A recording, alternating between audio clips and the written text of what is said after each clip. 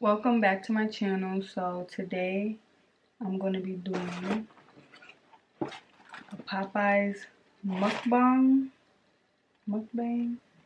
whatever. I don't know the correct pronunciation, so if you do know, comment below so I can get it right, you know.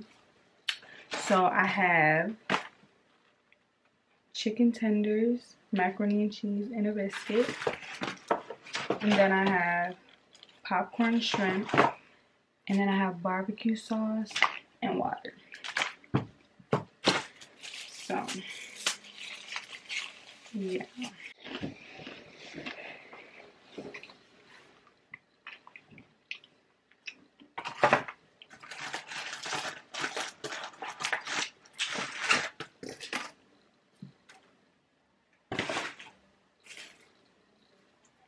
So today I went to go get my first Brazilian wax, and I really wanted to record it for you guys, but when I got there, the lady told me that I can't record.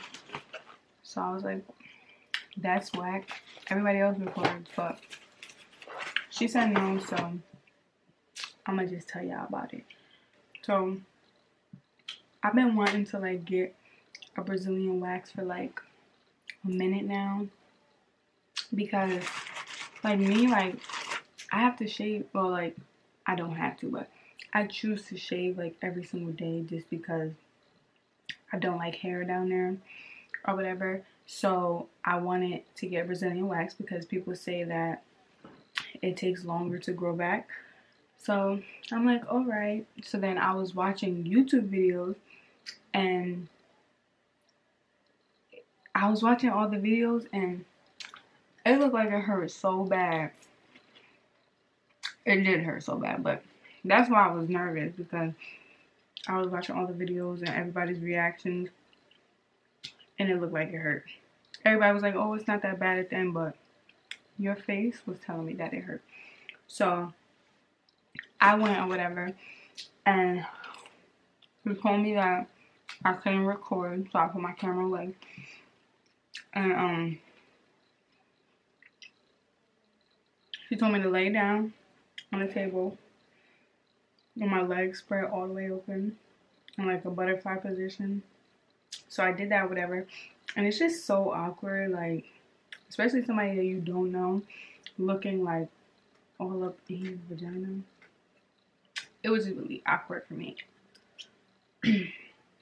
And so I did that, whatever. And she put like the cleaning solution or whatever, powder, all the steps that she had to do or whatever. So she put like the first thing of wax down. Like the first one, it didn't hurt. It hurt, but it didn't hurt crazy bad. But after, every single one hurt after that. And it was just like, it was to the point where like I couldn't even keep my legs open anymore. Like, it's just like an instinct to like hold your vagina and like close it. Excuse me. But yeah, like it hurt really, really bad. And I went to European Wax Center, and I didn't, like, she didn't even get all the hair off. And I was bleeding and stuff, like when she was ripping it out, I was like bleeding in like the little spots or whatever. And I asked her if that was normal, and she said, yeah, it just means that you got like the whole hair follicle out or whatever. So I was like, okay. And then she was just like kept doing it, and like she waxed my butt and stuff. But like your butt, like the butt crack, whatever, it does not hurt at all. Like your eyebrows hurt more than your butt. But I mean, like maybe if you have like a whole bunch of hair down in the back, it would hurt really bad. But for me, it didn't hurt at all. And that was like the only good thing. It didn't hurt at all. And also, like after she was done, I looked, and like she didn't get all the hair off. So I was like, what the hell? The whole point of me coming here was to have like a nice clean wax. And I asked her, I said, there's still like some hair down there. And she was like, yeah, the wax didn't catch that or whatever. You can just shave it when you go home. But like those hairs were like long enough. You know what I mean? And she was doing like the touch up like pieces or whatever. And she said that that she would touch it up or whatever, and like she just missed like mad hairs. So I have like mad random hairs. Not mad, but like a bunch of random hairs. And then she was like, oh, you can just shave the rest when you go home. The whole point of me getting a wax was so I didn't have to shave. Like, it was so I didn't have to shave. But a lot of people told me that they had her like one time for their wax and like it hurt really bad, like the way that she did it. And then like they said that they got like a new wax specialist and it didn't hurt as bad. So I think I'm gonna go like one more time just to make sure, but I'm gonna go to a different person. So like just to make sure that like it's not everybody, you know, because like it hurt really bad. And to be honest, like I'd rather go through contractions for my daughters all over again instead of doing that. That it hurt. Like I didn't cry, but I wanted to. It hurt so bad.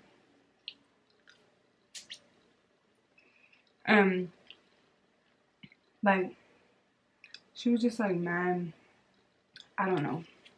Like I feel like she could have got those hairs, you know. So like I went through all that pain, but at least I could have been satisfied at the end. But no, she just didn't care.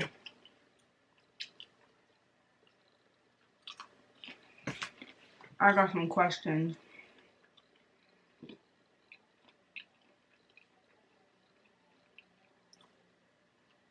So I put like on my Snapchat and on my Instagram to ask me questions to answer or give me topics to talk about.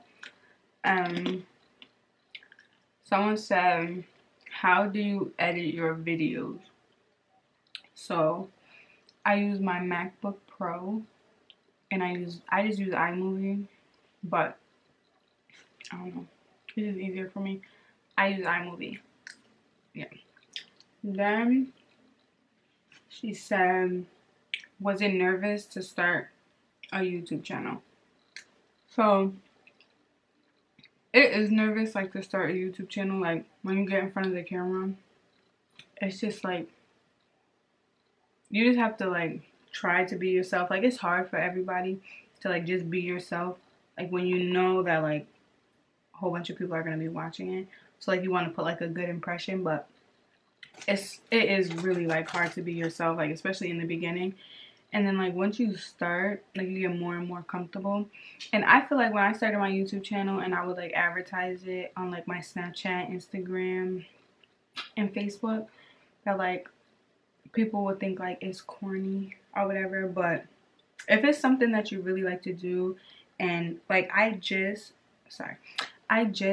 started being able to monetize my videos. So like that was like my first goal when starting YouTube. So like yeah, I just been able to start monetizing my videos. And it's just like you have to like don't care what other people think, because there are some people that's gonna say, oh, what is she doing, like she's so weird and stuff like that. But I don't know, you just can't let it bother you. Like, you know, there's only one person or 5 people that are saying that, you know. But for me, it was like very nervous. Like the most I struggled with was like learning to talk to you guys in front of the camera as if I'm talking to you guys, you know. So yeah. Then she said, do you film on a camera or your iPhone? When I first started YouTube, I had the iPhone 8 Plus, and I used to record all my videos on my 8 Plus. Like, the iPhone is not a bad thing to start, you know, recording on or whatever. Like, if that's all you have, that's what you have, you know. And it works like just as good. But now I use the Canon G7X Mark II to record my videos.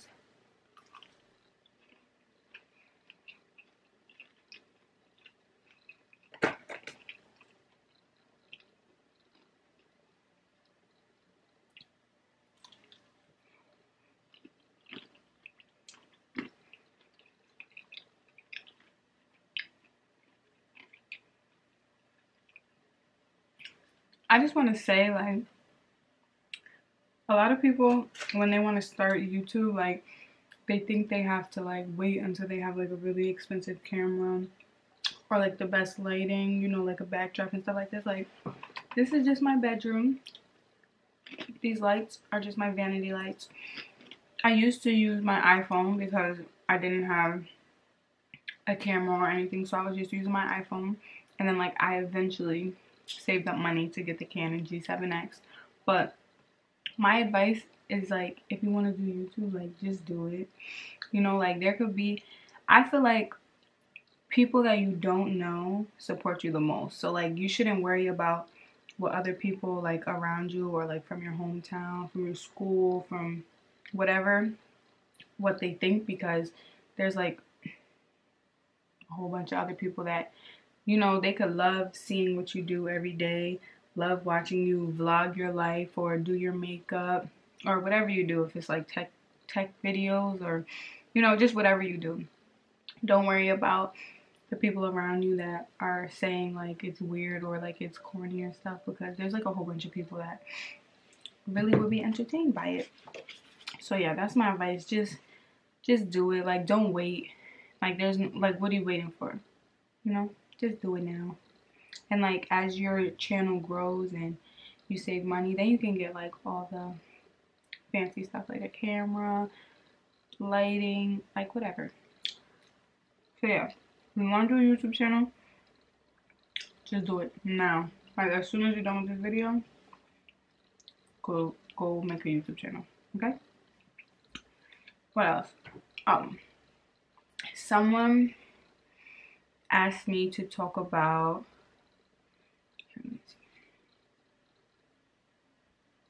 oh, it was on Snapchat, but it went away. Asked me to talk about, like, you know, being adopted or whatever, like at a young age or whatever. So technically I wasn't like legally adopted. I was just, I guess, like in custody. Like, someone else had custody of me.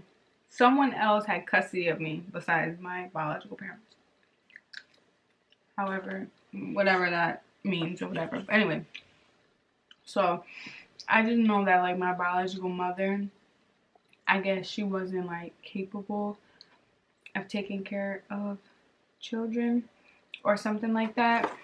And I think it's because of like health issues. I know it's because of like health issues and stuff like that. It's not because of like drugs or anything like that. And then so I have like 3 other siblings. I have 2 sisters and 1 brother. And I knew my one sister like ever since she was like 1 or 2 years old.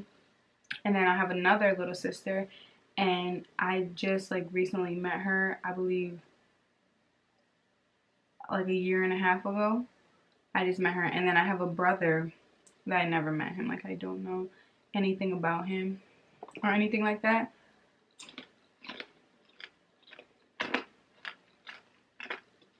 But yeah, growing up, like, it would be like so emotional for me, like on Mother's Day and Father's Day. And growing up, I never knew my biological father. So because I didn't have contact with my biological mother, so like growing up, it was very like emotional for me. Like on Father's Day and Mother's Day, like when I would be in school and seeing like all the kids like making like, you know, cards and stuff like that.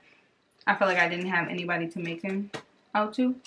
But I had my grandmother. I call her my grandmother, but like she's not technically my grandmother. I had her, so like I would make her the cards and stuff like that. But you know, it being a child, like it still makes you feel like upset, you know, because you don't have anyone to call mommy or daddy. So that was like the hardest part, I would say. And then so yeah, like growing up, like I didn't have contact with my biological mother. I used to always try to like find out about her. I believe like the last time I physically seen her, I was like 8 years old, and I'm 20 now, so that was a while. Sorry, my eye is itching. But yeah, so I haven't like physically seen her in a long time. So I didn't even have like, after like the last time I seen her, I haven't had like any contact with her, like no phone calls, messages, or anything like that. So like I always used to try to find her on like Facebook and stuff like that. Even when I was in middle school, my guidance counselor would like try to help me find my parents or whatever, just because it was like something that always bothered me or whatever. Just, I guess it was like I just wanted to like meet them and know them, you know. But when I was like a senior in high school, I got like a Facebook message, and it was my biological mother. And it was just like I had so many questions for her, so I feel like I asked all my questions and she answered all my questions, and then it was like that was it, you know? It wasn't like, I feel like that's all I craved like as a teenager and growing up and stuff, like to ask like why and stuff like that, because I didn't really understand. And it's not that like I don't want to have a relationship with my biological parents, but it's kind of like speaking to somebody that you don't know, you know? Like, what do you really have to talk about? Like, just someone like that you meet on the street. How long can your conversation go for? You know, you can tell them a whole bunch of stuff, but eventually you have stuff to run out of. Like, you guys don't have nothing to talk about. So that's how I feel. And I, like 2 years ago, I met my biological father, and he has a son, so I met my brother. And that was like another, I guess, he didn't know that he had a daughter or whatever, but that was like another thing like off my chest. But it's like the same, like you don't really have anything to talk about. Like I try to be like a good sister and stuff, and like keep a relationship with my siblings and stuff like that, but it's hard like growing up and stuff like that. So yeah, but yeah, basically just growing up, I would be like upset. I would be always curious and stuff like that. And like now, I don't speak to like my biological mother and stuff like that. Not because anything is wrong, but it's just like I have nothing to talk about. And I don't want to sound like, because I know I have babies now and stuff like that, and I don't want to sound selfish, because I know those are technically her grandchildren, like my biological mother's grandchildren. And it's like my grandmother, growing up, I called her grandma. Those are my baby's grandmother. You know, like she may be their biological grandmother, but it's never going to be anything like my grandmother, because I don't know her. How am I supposed to tell my babies about her and, you know, stuff like that? So yeah, and I still haven't seen her, so I don't know where she is. I know like she does write me sometimes, but it's not that I'm ignoring her, but it's just like very weird for me. Like it's weird for somebody like my biological mother to like text me all the time and say, oh, I love you and I miss you and stuff like that. But it's like, okay, I haven't seen you in years. Like, how do you expect me to feel the same way? And instead of like, I don't want to lie and say, oh, I love you too, you know, I miss you too, and stuff like that. But I also don't want to be rude. So I feel like that's why I don't answer like the text messages and stuff like that. But yeah, so that's my life. But I feel like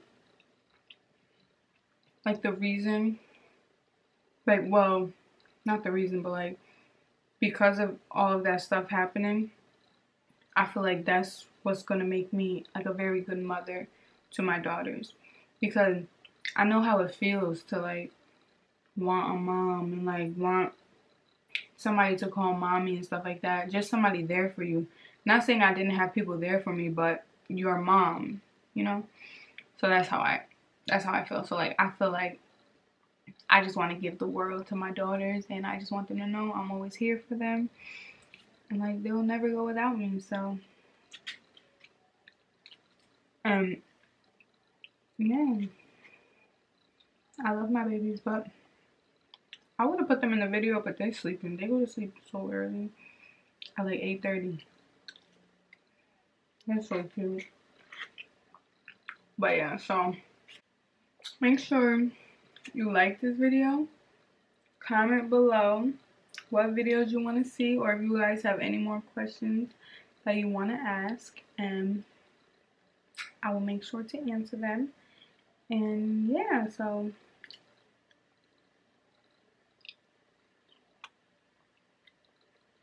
bye.